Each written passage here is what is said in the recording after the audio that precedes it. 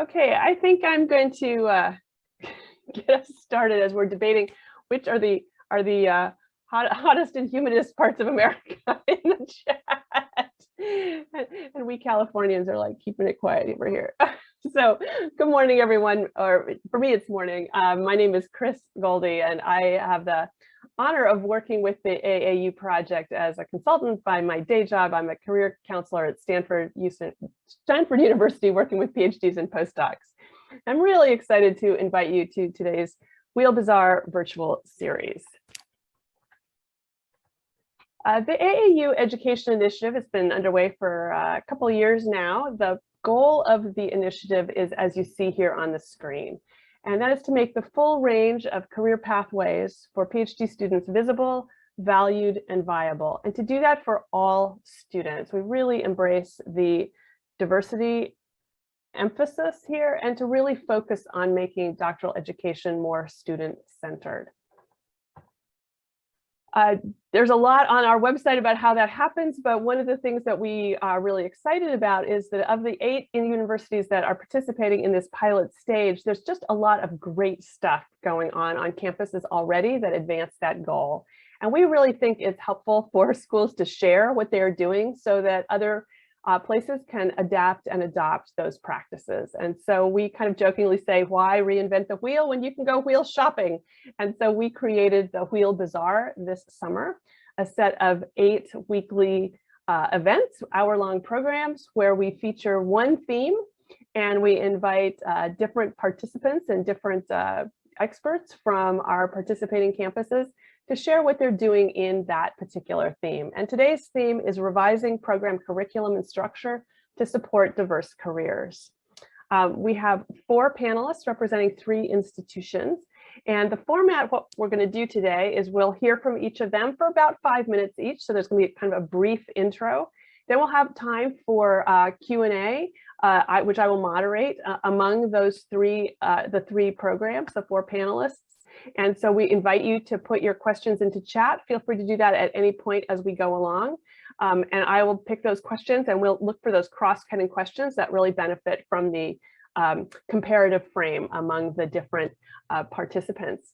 And then for the last about 20 minutes, we will move into breakout rooms, the now familiar breakout rooms. And we'll put one of the programs into each breakout room and you'll have the opportunity to choose which one you want to enter. And you can then do a deep dive and ask any of the nitty-gritty questions that you want to ask.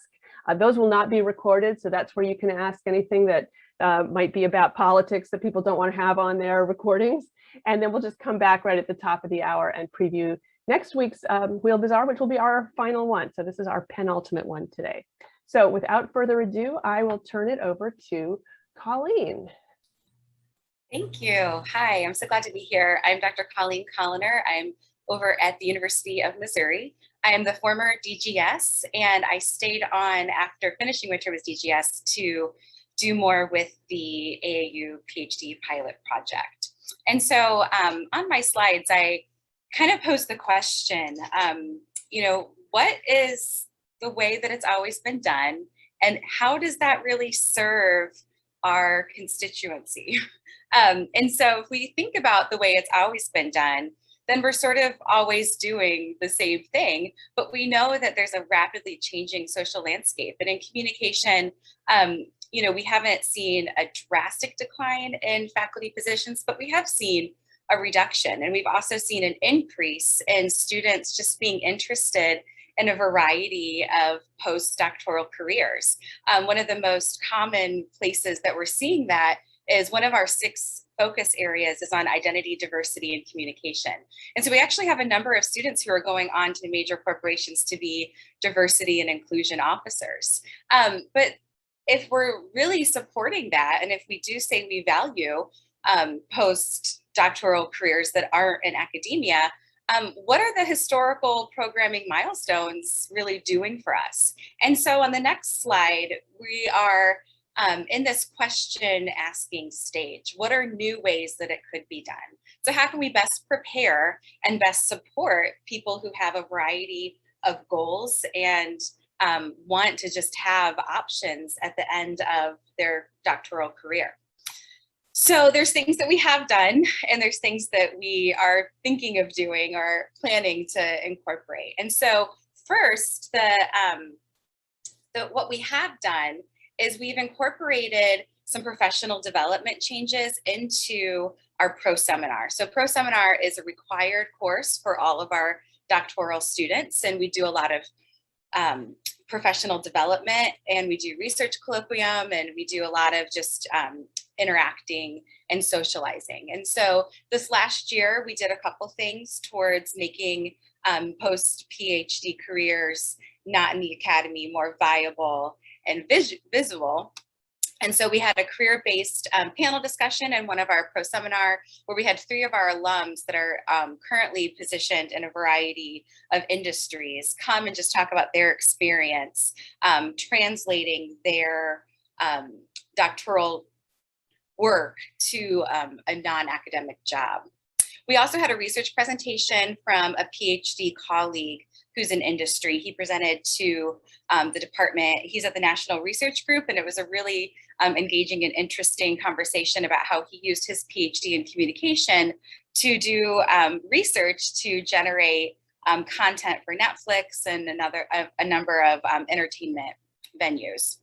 We've also done a lot of networking with some of our alums in industry. And so Alyssa Bish is a recent graduate who's been very part of these conversations. The panelists from prior, they really are helping us understand what is going on in our curriculum that was helpful, and what were they sort of thinking are some of the holes.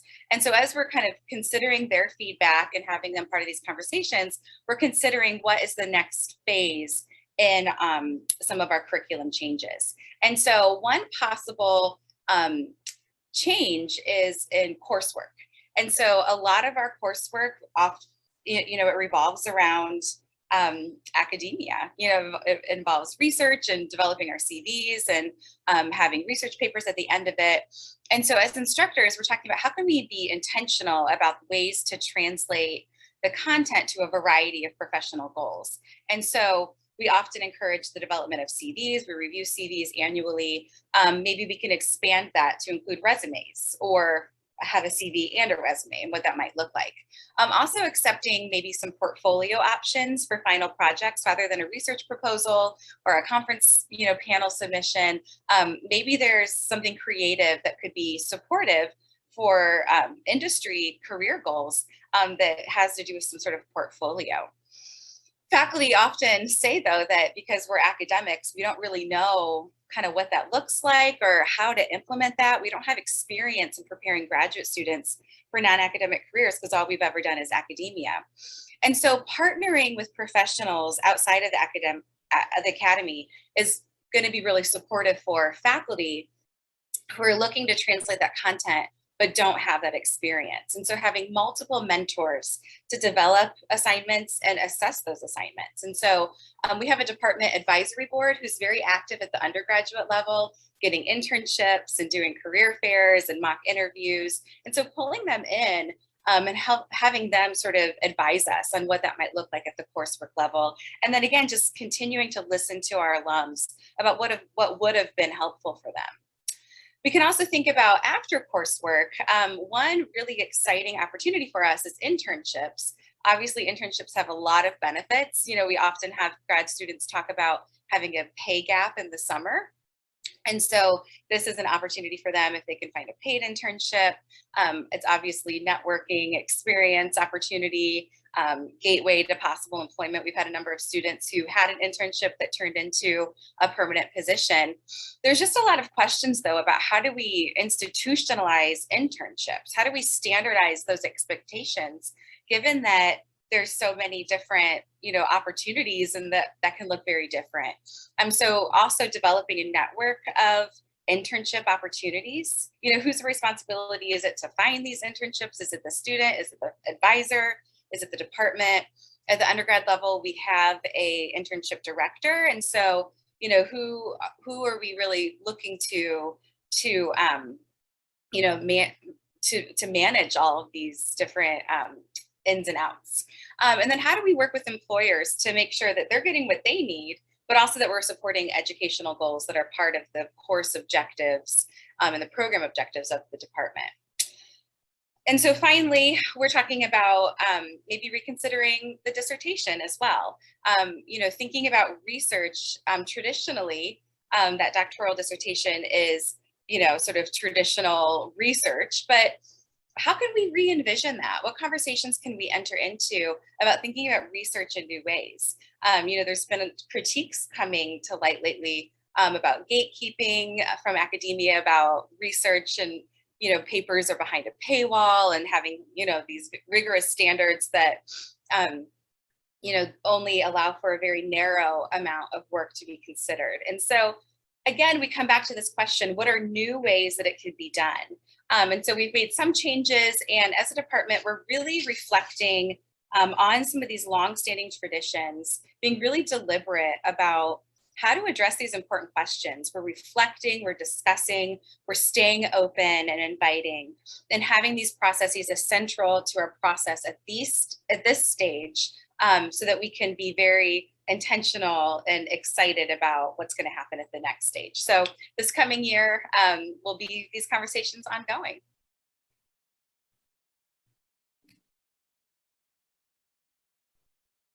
Hi, everybody. I'm Dr. Justine Murison, and for the last 3 years, I've been the Director of Graduate Studies for English at Illinois. Actually, this is my last week as DGS. In that capacity, I ran a graduate program review for 2 years for the department. I'm also one of the humanities team leaders for our participation with the AAU Initiative on graduate-centered teaching and career diversity. So just to give you some background, this is the first time the Illinois English Department has successfully completed like a full review of its MA and PhD programs in at least 20 years. We've fallen behind our peers in a number of ways, and the goal of our review was to help our department reflect on what we're doing in the curriculum and with mentoring, and to update our curriculum to reflect the innovations in our fields that have happened in those decades, and also to better prepare our students to join them, but also to think about careers beyond them. So as you can see on the slide that's up, the timeline for revisions, we conducted our review from fall 2019 through spring 2021 using starting with the graduate student climate survey that was conducted before we started. I just wanted to give you a sense of like how long it took and sort of before I go into why, but I want to highlight a few things about the 2-year process, other than the fact that COVID did disrupt what we were doing. As I said, we began with a climate survey and with presentations, first to an ad hoc graduate program review committee that I chaired, and then to the faculty from our job placement director on basically the free fall drop of tenure track jobs for most fields, not all, but most fields in literary studies. That we wanted that to be the context, even if we can't solve that problem just by curriculum. While we had in mind these issues, we also, as I said, discussed what the limits are on addressing the serious questions of careers from within the department's curriculum, rather than linking up with the graduate college's career services and other resources on campus. And we wanted to think deliberatively about how to do those connections. Our top line recommendation, which I'm going to forward to the head of the department, is that what we really want to develop is a point person among the faculty, equivalent to our current jobs placement director, who would coordinate this and this sort of connections to the larger resources on campus for careers, and also to help develop our alumni network. And I'm happy to talk about that more in the Q&A, but let me concentrate on the curriculum revisions that we just sort of finished the review of. So if you could go to the next slide. Through our discussions, as a committee, our meetings with students and faculty, and our peer research, we isolated the aspects of the curriculum that needed immediate revision to catch up both intellectually and professionally. And these were the Master's in Literary Studies coursework, the internal applications that our master's students submit to move on to the PhD. Just to explain, we have a joint MA PhD program. There's no terminal master's at Illinois English. The language requirement and the special field exam, and that's our preliminary for entering the dissertation stage. I'm going to speak to our revisions to that stage 2 application, the movement from the master's to the PhD, more specifically in a moment, but we actually didn't originally have that on our radar as a committee. We didn't know that that would actually emerge as a point in the curriculum that needed revision. We had all the other ones listed, but that came out of all of our conversations with the students and faculty. We realized that really needed work. The other thing that we decided as we did the revisions is that we were going to set aside revising the exam and instead write up advising suggestions and guidelines, scaffolding the conversation students and faculty should have around the exam. And I'm happy to talk about those guidelines in the Q&A. If you could go to the next slide. Before jumping into the stage 2 application, let me just finish by explaining how we conducted the vote on all of these revisions, since one of the worst things that so often happens in academia is that you spend a year or two working on revisions, you put them up for a vote and they get voted down. We knew the program needed some massive updating and we didn't want to have the status quo in place when we were finished. So in consultation with our department's executive committee and working with IT for the college, we organized the vote as ranked choice voting. So with the exception of the language requirement, there was no status quo that could be voted on. We developed models for the curriculum and we gave a range of models that the faculty voted on. And we got the buy-in for this model by being extraordinarily transparent as to the process. We held many open meetings, we asked for feedback via email, and the committee developed options for the revisions from the faculty and student meetings that we then circulated back to the faculty for more feedback and final discussions. And we even circulated at the end the exact wording of each question so that they went to go vote on the web form. They weren't surprised by anything that they saw. I even had to run a runoff vote, and all of this made me very knowledgeable about ranked choice voting, and definitely easier to follow New York's Democratic primary this summer. Well, I can't go into all of the revisions because we're now at the process of seeking approval for them from the college, the graduate college, the Senate, Ed Poll, all of the different layers of approval we need. I can highlight one of our revisions, which did not need that type of approval because it revised an internal department process without changing the overall requirement. So I'm going to talk about the stage 2 applications. If we could go to the next slide. As I mentioned, the stage 2 application is our internal application for students in the MA PhD program to move from master's coursework into the PhD.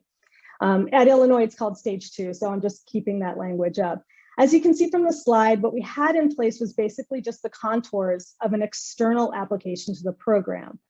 Statement of purpose, writing sample, letters of rec, that kind of thing. And in all fairness, I did hear from one of my colleagues who's been here for his entire career that this model replaced a really terrible exam. So this was the updated model at some point. What we developed an understanding of through our discussions with students and faculty, what we realized is that we had a very bad system for mentoring master's students set up in the department. Students felt adrift as they tried to make connections with faculty in their own fields, especially because our master's coursework, which we were also revising, didn't give them any electives really to do field specific work. They didn't have a good sense of how and when to approach faculty. We don't have an intro course of the type Colleen was just describing that introduced the students to issues of careers and professionalization. And finally, the applications were not geared toward giving the director of graduate studies enough feedback to help mentor the students. So we wanted to address the structure in mentoring that we saw lacking, and we wanted the students to have the chance to make connections with faculty and to discuss intellectual and professional investments in their fields of study, and to get to know the issues in careers in higher ed and the career resources on campus. So our new version, which is on the next slide, keeps a few things in place and introduces some new elements. Our new version retains the students need to have a CD and a writing sample, and the application is still due in the spring. But what we introduced were several fall preparatory tasks. This is the fall of their second year for master's students. Their task was reaching out to faculty in their prospective fields of study and having conversations about the fields, talking about jobs in it. We have links to connecting with the resources on campus, our graduate college's careers development department, and beyond campus about, sort of what is going on with careers in academia and what are the possibilities for careers for students with English degrees. The full description of these tasks is on our website now because it's going to be in place to be instituted in the fall, because we didn't want to wait to get these mentoring structures in place. If an AAU staff can put the website link to the Stage 2 application in the chat, that would be awesome. We also shifted from a very basic statement of purpose to a more self-reflective statement that shows master's students have done the work outlined in the fall prep. And the final element that we discussed and changed in these revisions is that we've asked for shorter, more to the point assessments from 3 faculty rather than 2 recommendations. So one of the issues the DGS was struggling with, me, but also previous DGSs, is that the recommendations had drifted from internal ones where faculty can say to the Graduate Studies Committee and the DGS, here are the strengths of the student, here's what the student should work on as they move into the PhD stage of the department, to the kind of more inflated recommendations you write externally, which left the DGS with very little to work with to help mentor students. And because of our conversations as faculty, in the spring, we were already getting a different type of recommendation, which I think really helped me mentor students who put in their Stage 2 applications last spring. So I just wanted to end by saying these revisions in all, like the others I'm not able to discuss, at least not on a recorded public forum, they were all geared to incorporating mentoring into our curriculum, responding to the career issues for PhD students in English, and making the processes that we ask students to go through in the program both student-centered and transparent as to their aims and their outcomes. Thank you, and I look forward to seeing the next talk.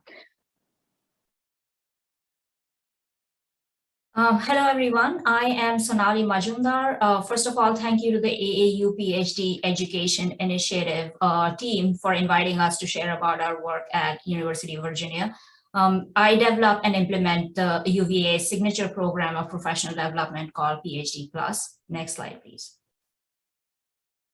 I want to provide a brief background on PhD Plus to contextualize the curricularization efforts that Ed and I will be talking about. Launched in January of 2019, the PhD Plus program supports professional development of our 2,100 PhD students and approximately 450 postdocs and prepares them for long-term success in a range of careers. Professional development offered through the PhD Plus program and the different core modules, which are shown on the right in this slide, has 3 sequential levels: career research, skill series, and experiential learning. Today, I'll talk more in detail about curricularization of the career design skill series.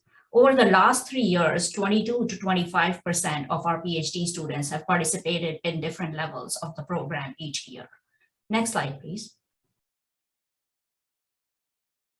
But then what about the other 75% of our students? Mirroring the broad goals of AAU PhD education through the PhD Plus program, our goal is also to make professional development accessible to all PhD students.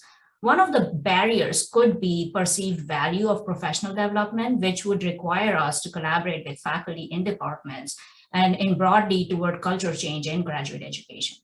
Essentially, to achieve the listed goals that on the slide, professional development needs to integrate within academic curriculum. And we have initiated this different efforts that I'm outlining here.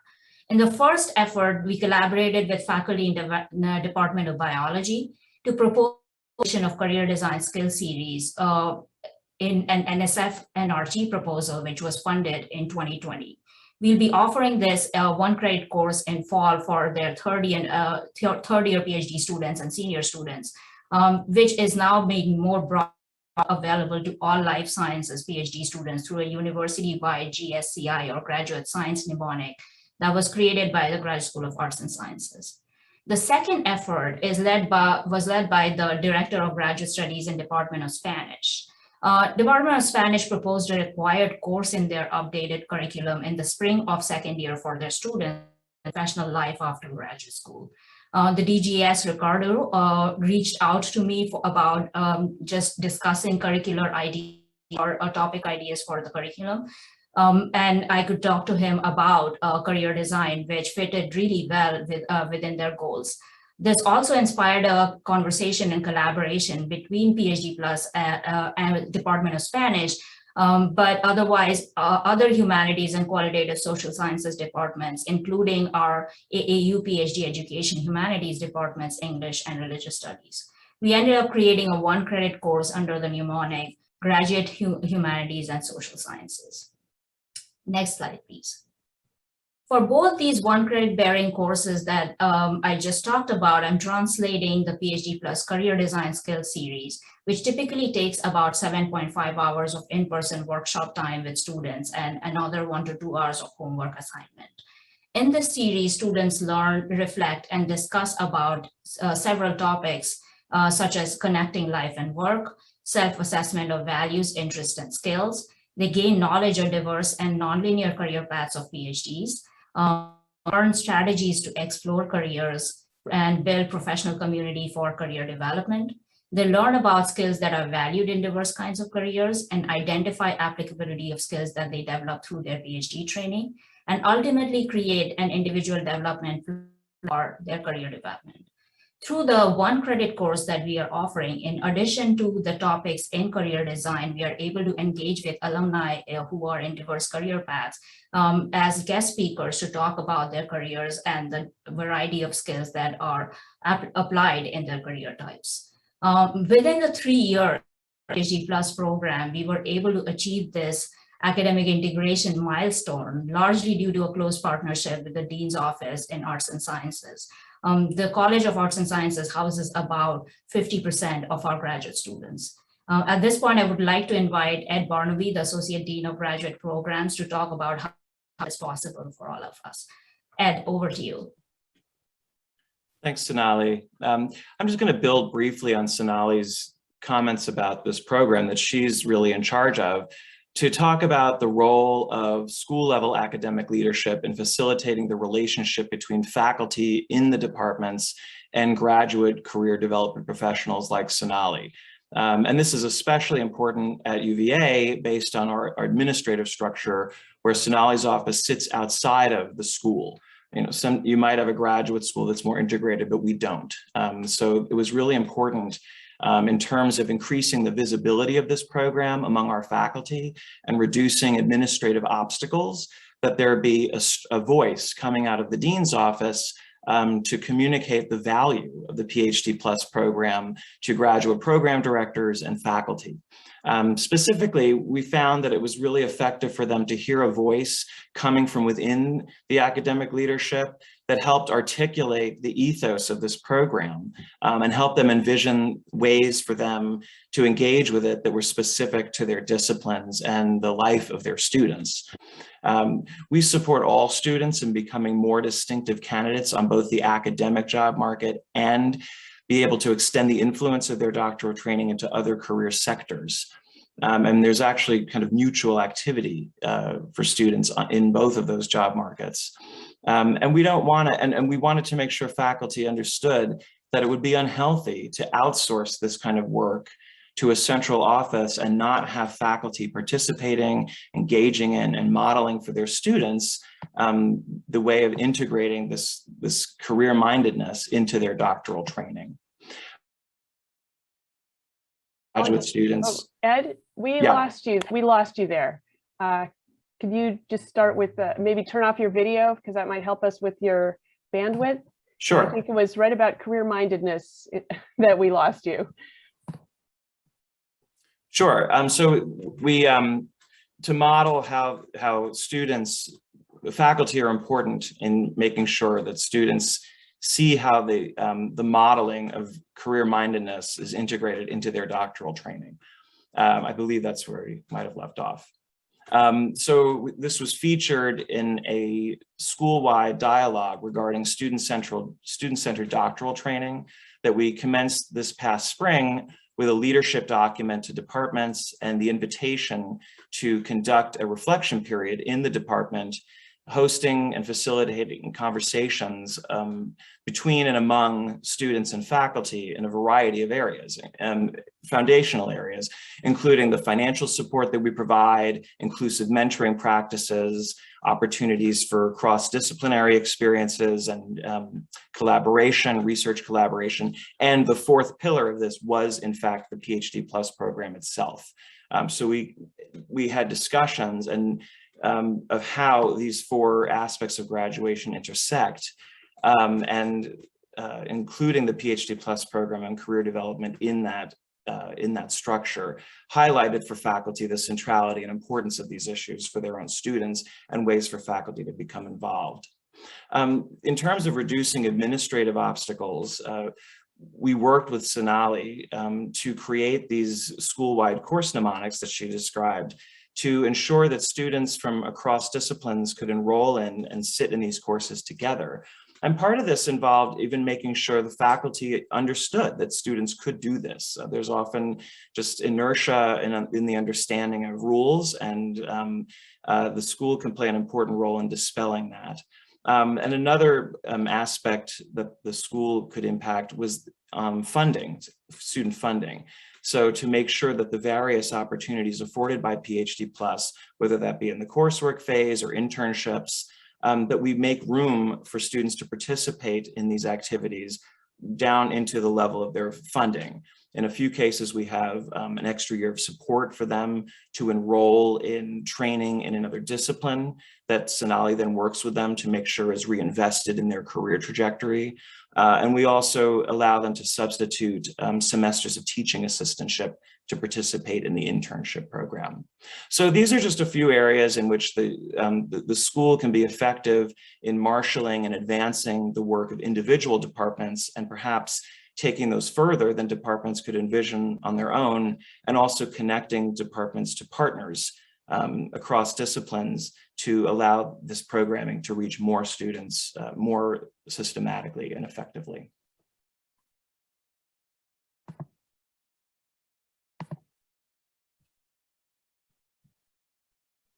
Great.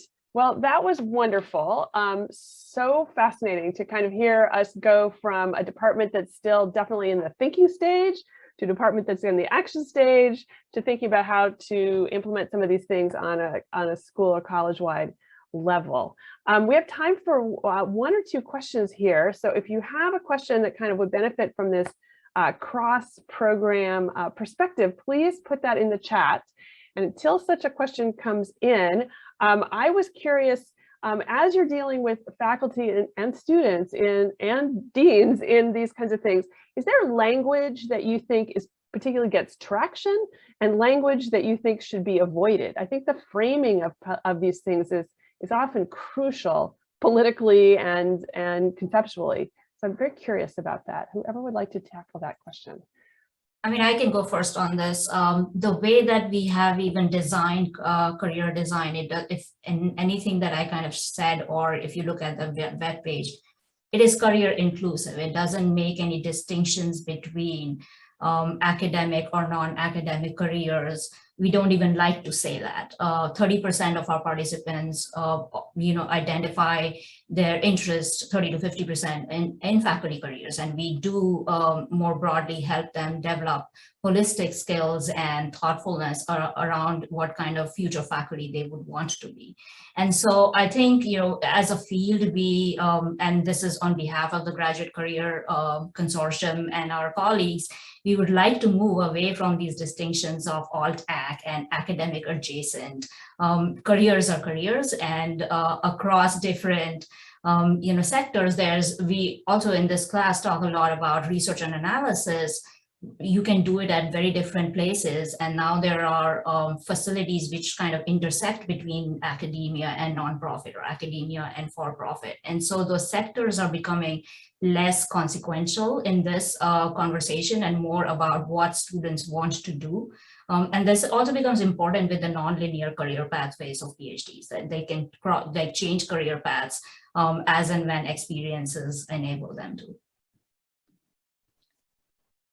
Just to jump on that question too, and this is again, like Sonali's point, is geared more towards students, but I think it really does help in making visible what, say, an English PhD can do to administrators, deans, and so on. But like our job placement director, Catherine Gray, and I have just finished working, reworking the website on the English department website that used to be called Placement.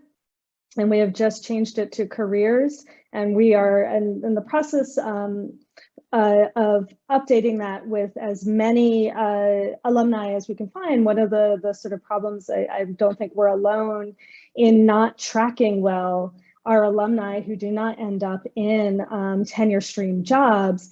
So we are in the process of developing this website, but the thing that we really pushed against, not just sort of making it a careers website in the sense that all careers are highlighted that you can join from getting a PhD in English, but also taking the word placement out of it, because I think, you know, it already was a bit of a patronizing term about how your advisor places you in a job, which isn't really quite accurate to at least how English PhDs get jobs in tenure stream. But it's patronizing, and it sort of erases the student's work. So there were two reasons we had, both to highlight our full array of alumni in the full array of careers they're in, but also to sort of move away from that kind of placement language that I think is both not appropriate to the job market that students are facing, but also problematic on several levels, and it telegraphs to students that it's the advisor's job that gets, you know, that they're going to get them placed, and it's not the 1960s anymore, and that doesn't happen.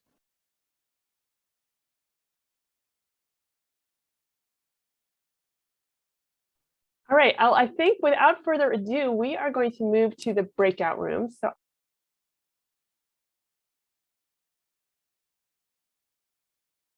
well, welcome back, everyone. I hope that you had an opportunity to learn some very specific things that will help you out in your next steps. And I just want to take a moment and thank all of our panelists for their wonderful contributions today. I learned a lot and really appreciate that we also have these recordings to help us going into the future. So next week is our final Wheel Bazaar, and the topic is on advancing equity in department and program practices. So again, sticking really at that departmental level as we're really pretty much doing today, and really thinking about how we can advance equity and inclusion. So we really look forward to that and hope to see you there. Thank you so much. Thank you, everyone. Thank you. Thank you. Thank you. Be well.